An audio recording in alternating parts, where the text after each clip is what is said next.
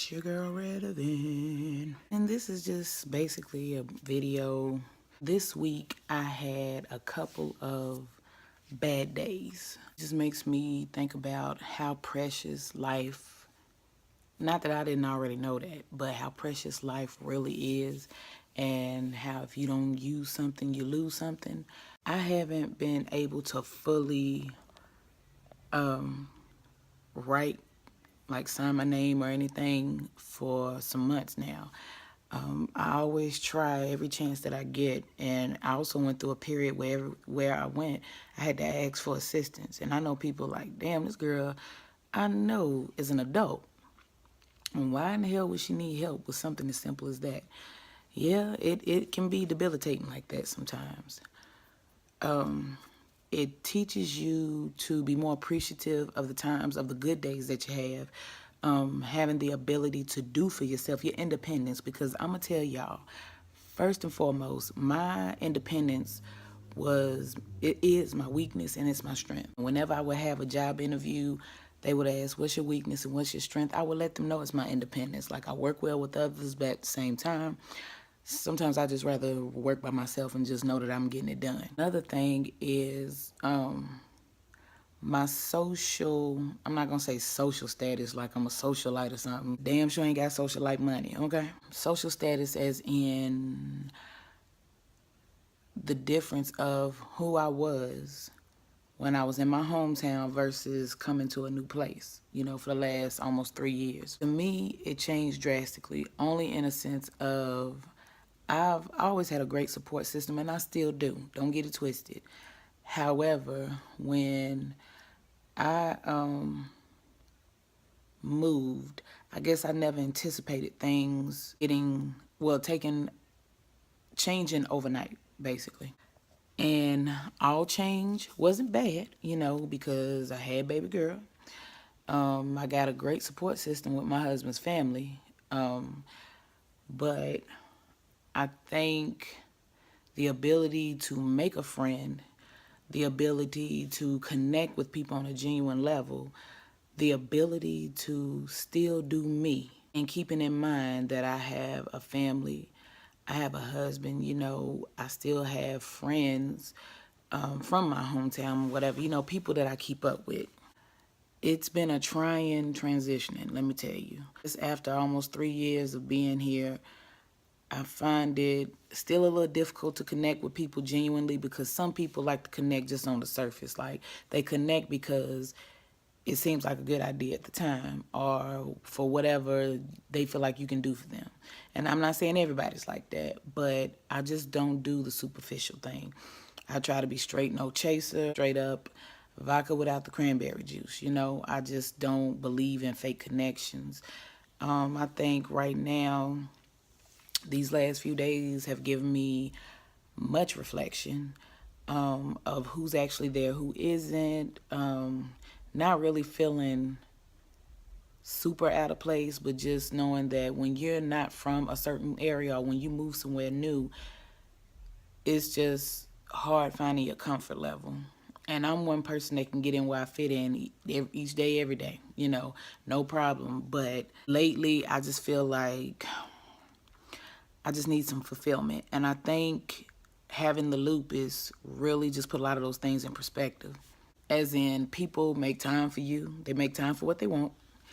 And if you don't fit in that agenda for that day or that particular moment or that particular situation, then, you know, you're pretty much just stuck by yourself. This has been an eye-opener, because I definitely didn't see myself at this point in my life. You know, it's kind of depressing sitting up in these four walls when I'm really an extrovert. I'm really an outside person. Like, I don't like to be confined to four walls of anybody's space, whether it be my own house or anybody else's. Trying to adjust to my body going through these changes, you know, like I always say, and I mean, it's the truth. I went to bed well and I woke up sick. And I've been trying to make sense of it all. Oh, well, at least in the beginning, I tried to make sense of it all. Not necessarily questioning God or whatever higher power you believe in, but more along the lines of, if it's somewhere I missed a step in life, or is it somewhere I missed a step being here, or what could I have done different? What did I do wrong that brought this on? And the answer is either I'll never know or it was nothing at all. You know, nothing could have prevented this. But I did mention in one of my last videos that the Essure birth control, and I want people to really start doing research before they take on any type of birth control, any type of pills or anything, because at the end of the day, all these things, none of these things are perfected. All these things have side effects, and a lot of them have risk. Had I really known that Essure results in like autoimmune diseases and stuff like that, because lupus is not even something that runs in my family. So my only thought process is that it could have only come from the Essure. Yeah, you know, in the very beginning, because I had it, what? I say I had it, let's see, I got it done January last year. I didn't start feeling symptomatic till about 6 months later. But at that same time, because in the beginning nothing was going on, and of course, you know, you got to give stuff time to really either work or, you know, to really have an effect on your body. I just didn't think that anything was wrong. And I've known people that have had it and they've had it for a few years and it didn't affect them in a negative way. I've also joined a group of women on Facebook that have had problems health-wise since being on Essure. A lot of them, well, not a lot of them, but a few of them I've seen have, it's gotten as bad as them having cancer, you know, and just knowing, just preferably, you know, cancer has skipped me. I'm not even going to put it out in my existence. I'm not going to speak that in my universe. But just knowing something like that, just, you know, in a blink of an eye can just hit you, you know, something so fatal, especially when I have children, I have a husband to think about, I have family, you know, and I actually have friends that actually care. So just an idea, you know, because the first thing you hear when you first find out you get lupus, everybody hits you with the, oh yeah, because such and such died. I know my cousin, uncle, auntie's cockroach on the third removed. You know, like, come on, that is not what I want to hear. You know, you definitely don't want to hear that. And what people fail to realize is that, or fail to tell you, is that people that have died as a result of lupus is because they took piss poor care of themselves. Now, I'm not saying I'm doing the best job in the world, but I take my medicines faithfully. I try to be proactive as much as I can. I've been proactive since I first found out. And I mean, it's hard. You know, some days are more difficult than others. But I still strive to do the best that I can because, again, I am a mother and a wife of all things, you know, and I don't ever want to put my family in that mind frame that something could just, you know, in the blink of an eye, I can be gone. We all can be gone. Hell, you can check the mail at your mailbox and get hit by a car. I mean, I'm just saying, you know, I hope it don't happen to nobody, but, you know, I'm just saying. It's just, like I said, these last few days of my body just kind of just doing whatever it wanted to do, it made me just reflect on a lot of stuff, on what my next move should be, because, of course, you always want your next move to be your best move. But what my next move should be, what I'm determined to have happen, you know, in the next year or so. I really just have a lot of plans and a lot of thoughts going on in my mind. And I just pray and hope that all goes as, you know, as planned or according to plan. Like I said, this video was just more or less about reflection, about what's been going on lately. I just had a lot of thinking to do. And that's the only thing that sucks about being stuck in four walls, is that you tend to overthink. You know, you become over analytical about a lot of stuff.